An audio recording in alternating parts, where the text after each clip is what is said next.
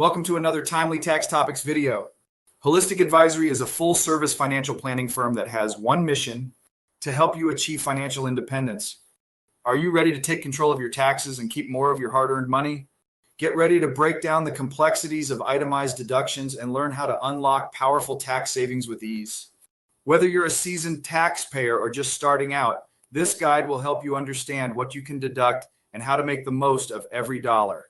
Stay tuned and get ready to maximize your tax savings like never before. Before we begin, please take a look at these important disclosures.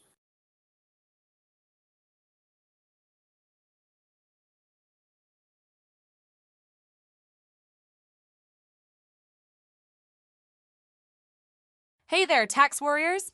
Welcome back to Tax Talk, where we make taxes a little less taxing and a lot more fun. I'm Alex, and today we're embarking on an adventure through the magical and sometimes mystifying world of itemized deductions. We'll break down everything you need to know about Schedule A and help you figure out when it's worth your time to itemize. Ready?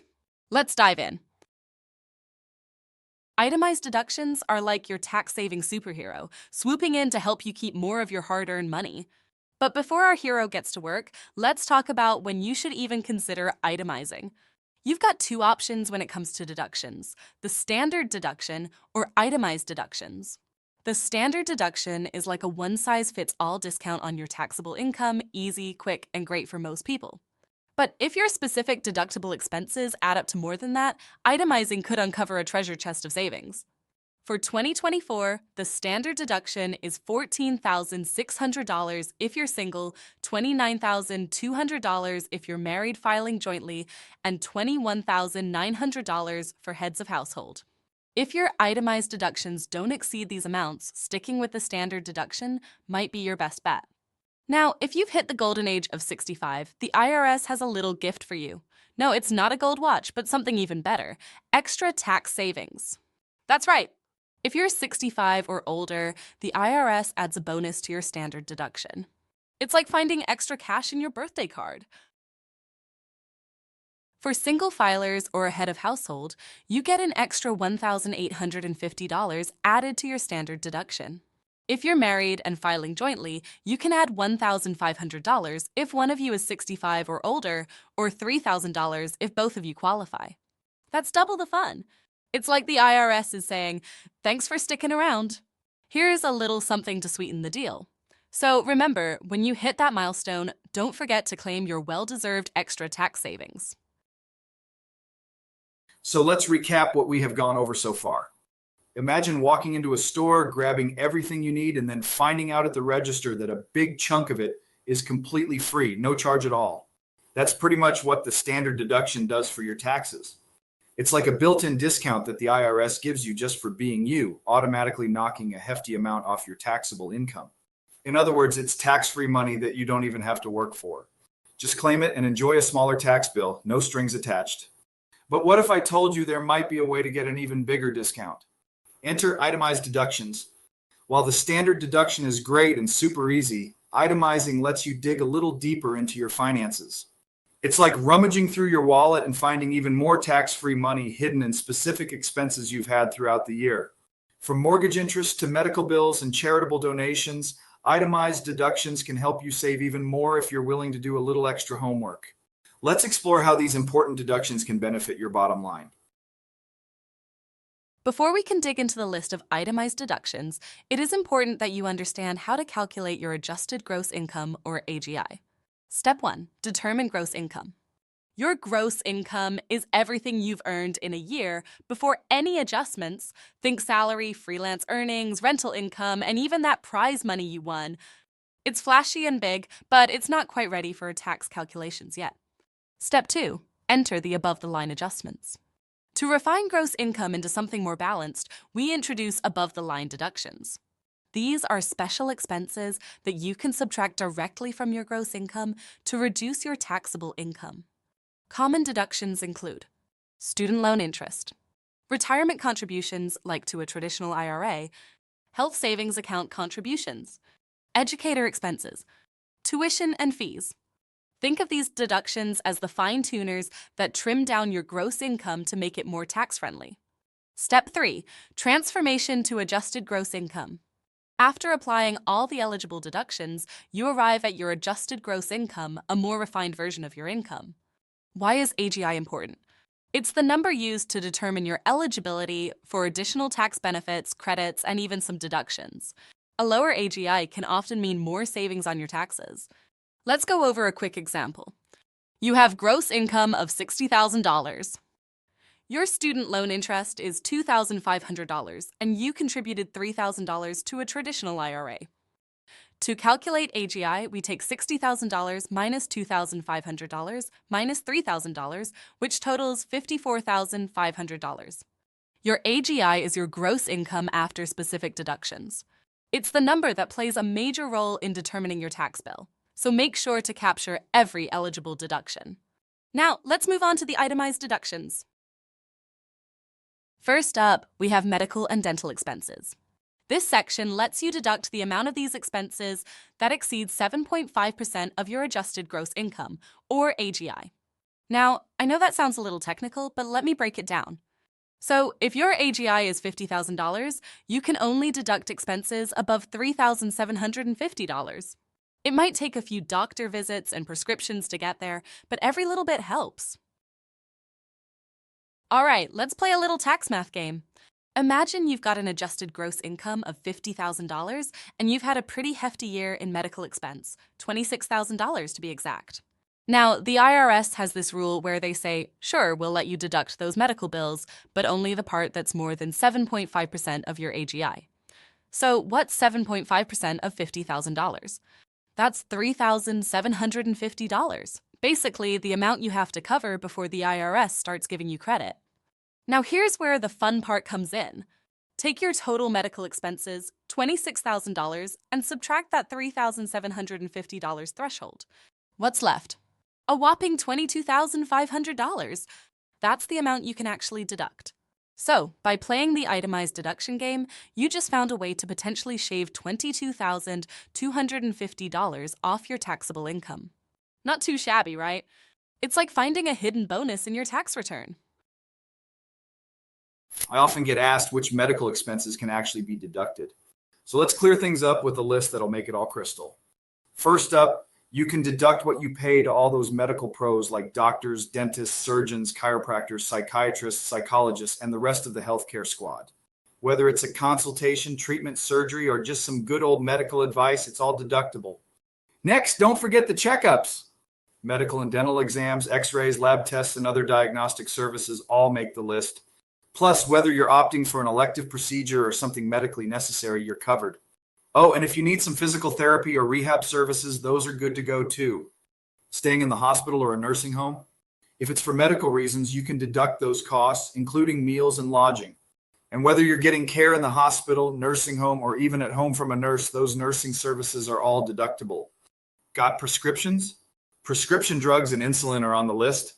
And if your doctor prescribes vaccines or other preventive treatments, those are deductible as well. Need some medical gear?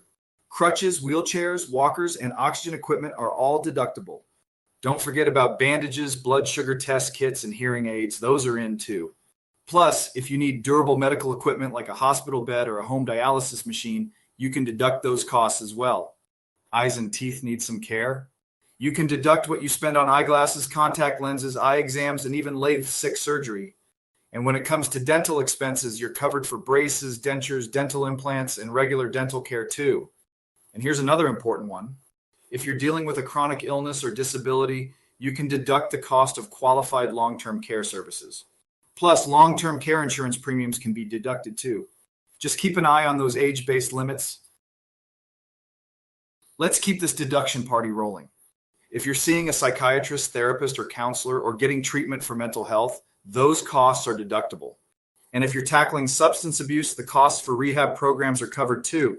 Talk about a weight off your shoulders.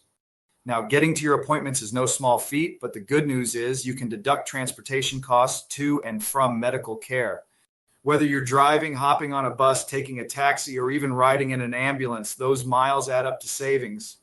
And if your medical care takes you out of town, you can deduct airfare, train, or bus fare too. Travel in style, knowing it's deductible. Ever attend a conference about a chronic illness or condition? If it's all about medical care or info, those expenses can go on your deduction list too. And let's make home sweet home a little sweeter. If you need to make modifications for medical reasons like adding ramps, widening doorways, or installing grab bars, those costs are deductible as long as they don't bump up your home's value. Health insurance premiums are another big win. Whether it's a policy you bought yourself, Cobra, or even Medicare Part B, Part D, and Medicare Advantage premiums. They're all deductible. Need a doctor-approved weight loss program to tackle obesity, hypertension, or heart disease? You can deduct those costs too. And if you're kicking the smoking habit, the expenses for smoking cessation programs and prescription meds to help you quit are all fair game. Let's hit up some more tax-saving moves. If you need cosmetic surgery to correct a deformity from a congenital abnormality, an accident, or a disfiguring disease, those costs are deductible because everyone deserves to feel their best. Got hearing aids? You can deduct those too, along with batteries and hearing exams. If you're on the journey to parenthood, fertility treatments like IVF, surgery, and ovulation-inducing drugs are all fair game for deductions. Now, if your child has disabilities and needs special education or schooling recommended by a doctor, you can deduct the costs, including tuition, meals, and lodging, if the main reason for attending the school is the availability of medical care. And here's a tail-wagging bonus. If you need to purchase, train, and maintain a guide dog or other service animal for a physical disability, those expenses are deductible too, because everyone loves a hard-working pup. This list covers many of the common medical expenses you can deduct on Schedule A. Just remember, keeping detailed records is key to maximizing those deductions. Now, before you get too excited, here are a few things you can't deduct. Over-the-counter medicines and drugs, unless prescribed, are off the table. Cosmetic surgery that's not medically necessary, that's a no-go too. And as much as we love a good supplement, general health expenses like vitamins, supplements, or gym memberships don't count unless your doctor prescribes them for a specific condition.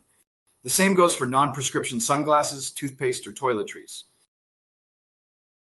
And there you have it, a comprehensive guide to which medical expenses can put some extra cash back in your pocket at tax time. Remember, the key to making the most of these deductions is keeping detailed records and knowing what counts.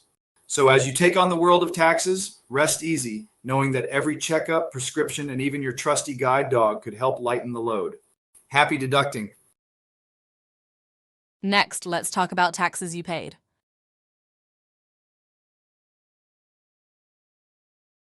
Here you can deduct state and local income taxes or sales taxes, whichever is higher, along with real estate taxes and any personal property taxes, like vehicle registration fees. However, there is a catch. The total deduction for state and local taxes is capped at $10,000. This cap can be a significant limitation if you live in a high-tax state, so it's essential to consider how it impacts your overall deductions. All right, tax pros and deduction hunters, let's go over the second part of Schedule A. Deductible taxes, in a bit more detail to make sure you have a good handle on what taxes you can deduct.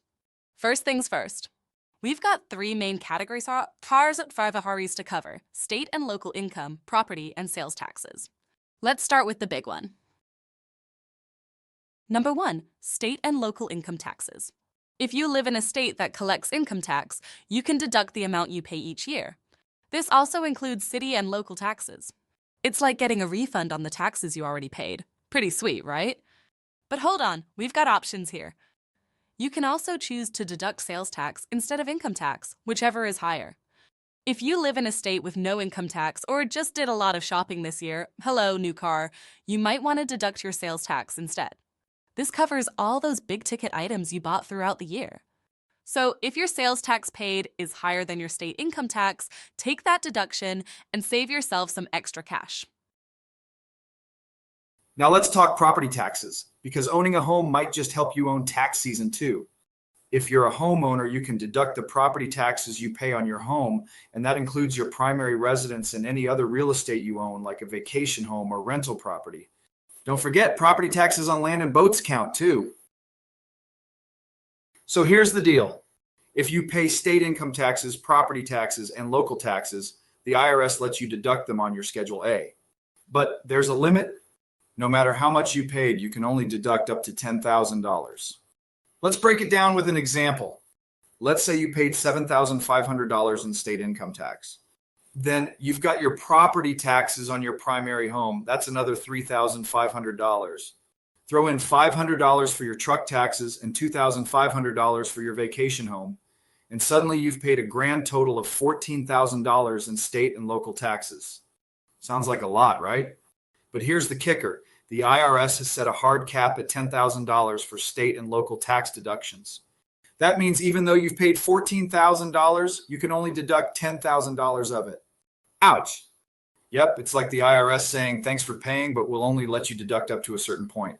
So your $14,000 in taxes is now trimmed down to a $10,000 deduction thanks to the SALT cap. Don't worry though, you're still saving a solid $10,000 on your taxes, which isn't too shabby. But keep that cap in mind the next time you're adding up your state and local taxes. So that's the scoop. The SALT cap might be a little salty, but now you know how it works. All right, let's talk about interest. Not the kind you earn, but the kind you pay. Specifically, we're diving into how to deduct the interest you paid on your mortgage and other loans on Schedule A. If you're a homeowner, this is where you might save some serious cash. Let's start with the big one, mortgage interest. If you've got a mortgage on your primary home or even a second home, you can deduct the interest you paid on loans up to $750,000. And if your mortgage is a little older, from before December 15th, 2017, that limit jumps to $1 million. So, whether your dream home has a picket fence or a beachfront view, you can deduct the interest on those big mortgage payments. Here's how it works. You'll get a form from your lender, usually called a 1098, that shows how much interest you paid during the year. Take that number and pop it into the Interest You Paid section of Schedule A. Easy as that. But wait, there's more. If you took out a home equity loan or line of credit, you can deduct the interest on that too, as long as you use the loan to buy, build, or substantially improve your home. So, if you use that home equity loan to add a new deck or renovate the kitchen, congrats. You can deduct the interest. But, and here's the catch, if you use that loan for something like paying off credit card debt, sorry, no deduction for you. The IRS loves home improvements, but not your shopping sprees. Remember, every dollar of interest you deduct is a dollar you don't have to pay taxes on. And that's a win in my book. Feeling generous? Gifts to charity is where you get rewarded for your goodwill. Whether it's cash, property, or even the mileage you rack up driving to volunteer, it's all deductible. Just make sure to keep those receipts. All right, folks, let's talk about one of the most feel-good deductions out there, charitable donations. Whether you're donating cash, clothing, household items, or even your old car, giving back not only helps others, but can also help reduce your tax bill. Let's dive into how it works. So, what counts as a deductible donation? Well, you can deduct gifts of money or property that you give to a qualified organization. This includes public charities, religious educational institutions, governmental units, hospitals and medical, nonprofit, and veterans organizations. The key word here is qualified, so make sure the group you're donating to is recognized by the IRS. Before you break out the checkbook, make sure your chosen charity is legit, so head to the IRS's tax-exempt organization search tool online. It's like the VIP list of charitable organizations. Search by name, EIN, or location in order to make sure your donation counts. Think of all those big-hearted nonprofits like the American Red Cross, Habitat for Humanity, or United Way. These organizations, often labeled under Section 501c3 by the IRS, are the superheroes of the charity world, helping communities far and wide. How about religious organizations? Churches, synagogues, temples, mosques, you name it. These places of worship and their related activities are generally qualified. Whether it's Sunday service or a charity drive, they've got the IRS's blessing for your tax-deductible donations. Schools, colleges, and universities are in the club too. From your local elementary school to that big-name university, as long as they focus on education and are recognized as 501c3, your donations are good to go. PTAs and alumni associations can make the list too. Museums, libraries, and cultural institutions, these gems operate for the public's benefit and often fall under Section 501c3. So, your support for the Smithsonian or a public library not only enriches culture, but also gives your taxes a break. Honoring those who've defended our freedom. Organizations like the American Legion and Veterans of Foreign Wars, VFW, are recognized by the IRS. It's a way to give back while making your dollars count. All right, tax warriors, let's slice into the juicy details of charitable donation limits. When it comes to itemizing on your tax return, not all donations are created equal. The IRS has set different limits depending on how and what you give. So let's break down these limits piece by piece. First up, we have the 60% limit, the biggest slice of the pie. This applies to cash donations you make to public charities, like the Red Cross, your local church, or other 501c3 organizations. If you're feeling extra generous, you can donate up to 60% of your adjusted gross income in cash and take that off your taxes. But remember, it has to be in cold, hard cash, or well, a check, credit card payment, or even a digital donation works too. But let's say you're donating something other than cash, like stocks, bonds, or even that prize painting hanging in your living room. Enter the 30% limit. For donations of appreciated assets, the IRS limits you to deducting up to 30% of your AGI. It's like a classy way of giving and still getting some sweet tax benefits. Now, what if you've got some real estate, a rare coin collection, or other tangible property to donate? If you're donating something that's been sitting around and growing in value, the deduction is generally capped at 30% too. The trick here is you get to deduct the fair market value, so if your property has appreciated, it could mean a bigger deduction. Okay, now let's dive into the 20% limit. This one's for those more complex contributions, like donating appreciated property to private foundations. The IRS is a bit more conservative with these, so the limit drops to 20% of your AGI. It's still a great way to give, just with a slightly smaller tax break. But wait, what if you go over the limit? Fear not. The IRS lets you carry over the excess contributions for up to 5 years. It's like a rollover for your generosity. So if you've maxed out this year's deductions, you can carry the leftovers into future tax returns. So to sum it up, 60% of AGI cash donations to public charities, 30% of AGI donations of appreciated assets like stocks or property, 20% of AGI donations to private foundations. And remember, if you go over, you can carry it forward for up to 5 years. It's like a buffet of generosity with a side of tax savings. Got old clothes, furniture, or electronics taking up space? Well, donating those household items to charities like Goodwill is not only a great way to declutter, but it can also earn you a nice little tax deduction. But as always, there are a few rules to follow. First up, condition matters. The IRS says your donated items must be in good use condition or better. So, if you're thinking of donating that coffee-stained couch with one leg missing, maybe think again. And what can you donate? Clothes, shoes, books, kitchenware, small appliances, furniture, you name it. But remember, you'll want to figure out the fair market value for each item you donate. That's basically what it would sell for at a thrift store. If you donate items worth $500 or more, you'll need to fill out a special form, Form 8283. And if any single item is worth more than $5,000, yes, some antiques or artwork can get there, you'll need an appraisal. It's the IRS's way of making sure you're not overestimating the value. And don't forget the paperwork. Always get a receipt from the charity showing what you donated and when. You'll need that for your records and, of course, for the IRS if they come knocking. To sum it up, here's the rundown on donating household items. Items must be in good condition or better. Figure out the fair market value for each item. If your donations total more than $500, fill out Form 8283. If any single item is over $5,000, get it appraised. Keep your donation receipt for your tax records. So, next time you're cleaning out the closet or redecorating, think twice before tossing things.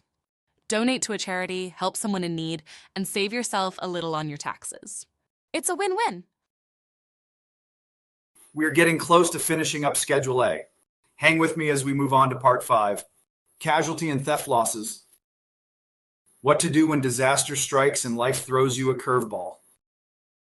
Sometimes the IRS can actually help you out. Life can be unpredictable. One moment you're enjoying a sunny day, and the next a hurricane blows through, leaving you with a roof full of holes. or maybe someone decided your laptop looked better in their car than yours. The good news, you might be able to recover some of those losses on your taxes. First things first, what qualifies for this magical deduction? Casualty and theft losses are sudden, unexpected, or unusual events. Think hurricanes, floods, fires, and yes, even theft. But not all losses are created equal. Only losses from federally declared disasters make the cut. So what qualifies? First, natural disasters such as hurricanes, tornadoes, floods, earthquakes. Next, accidents like fires, car accidents, if not covered by insurance. And last but not least, theft, as in burglary, robbery, or vandalism. Heads up! Before you start jotting down every bump and bruise to your property, remember, the loss must be from a federally declared disaster. This means if your neighbor's trampoline crashes into your car during a rogue storm, it may not count, unless it was part of a big official disaster. Pro tip, always check the FEMA website to see if your area has been declared a disaster zone.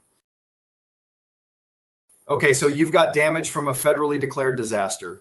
Now what? You can only deduct the losses that weren't covered by insurance. So if insurance pays you back for most of the damage, but you're still left holding the bag, that's where the IRS comes in. Insurance payout covers $15,000, but you still have $5,000 of damage? Deduct that $5K. Here's where it gets a little mathy, but don't worry, it's not too bad. To calculate your deductible loss, you'll need to subtract $100 from each loss, and then reduce the total by 10% of your adjusted gross income. Anything left after that can be claimed. Let's break it down step by step. Imagine you suffered a significant loss, $100,000 worth of damage to your home from a storm. Luckily, your insurance kicks in and covers $70,000 of that. This leaves you with $30,000 of unreimbursed loss that you're responsible for. But before you can deduct that on your taxes, there's a small catch.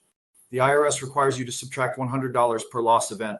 So we take your $30,000 unreimbursed loss and shave off $100, leaving us with $29,900. Next, we have to account for the IRS's second requirement, reducing the deduction by 10% of your adjusted gross income. With an AGI of $50,000, 10% of that is $5,000. Now, we subtract that $5,000 from the $29,900, leaving us with $24,900 as your deductible loss. In the end, you can deduct $24,900 on Schedule A, giving you some relief after that tough storm. All right, folks. You've made it through the big ticket deductions, mortgage interest, charitable contributions, medical expenses, but wait, there's more. It's time to explore the often overlooked but super important other itemized deductions section of Schedule A. You know, it's like that secret compartment in your suitcase where you stash all the extra goodies. So what exactly fits into this category? Let's dive into some of the specifics. First up, gambling losses. Yes, you heard me right. If you love a good poker night or hitting the casino, the IRS might just have a consolation prize for you. You can deduct your gambling losses, but here's the catch. You can only deduct them up to the amount of your winnings. So no deducting the whole trip to Vegas if Lady Luck wasn't on your side. In other words, the IRS isn't going to let you write off that entire trip to Las Vegas. But if you won $500 on a lucky hand, you can deduct up to $500 of your losses. Fair deal, right? Next, let's talk about impairment-related work expenses. Now, this one's for anyone with a physical or mental disability that requires specific work accommodations. If you've paid for equipment, devices, or services to help you do your job, you can potentially write off those costs. It's the IRS's way of leveling the playing field and saying, "We got your back." Then we've got repayments of income. Sounds fancy, right? This applies if you had to pay back income that you included in a previous year's tax return. For example, maybe you received unemployment benefits in error and had to return them. You can deduct the amount you repaid right here on Schedule A. Think of it like the IRS hitting the undo button on that mistake. And how about estate tax deduction? If you inherited some money and part of that inheritance is subject to estate tax, you can claim a deduction for the federal estate tax paid on that income. I know, it's a little tricky, but it's the IRS's way of saying, "We know you're already dealing with taxes. Let's lighten the load a bit." Last but not least, we have the casualty and theft losses on income-producing property. If you own rental properties or other income-producing assets, and they've suffered from a fire, flood, or other disaster, you can claim those losses here. Just keep in mind, this isn't for your personal use property. That would fall under a different deduction. And there you have it, Schedule A, piece by piece. Itemizing your deductions can be a bit of a puzzle, but with a clear understanding of what qualifies and how to document everything properly, it can significantly reduce your tax liability. Remember, every taxpayer's situation is unique. While this overview gives you the essentials, working with a tax professional can help ensure you're maximizing your deductions and minimizing your tax bill. Thanks for joining me on this tax adventure. Don't forget to hit that subscribe button for more in-depth tax tips.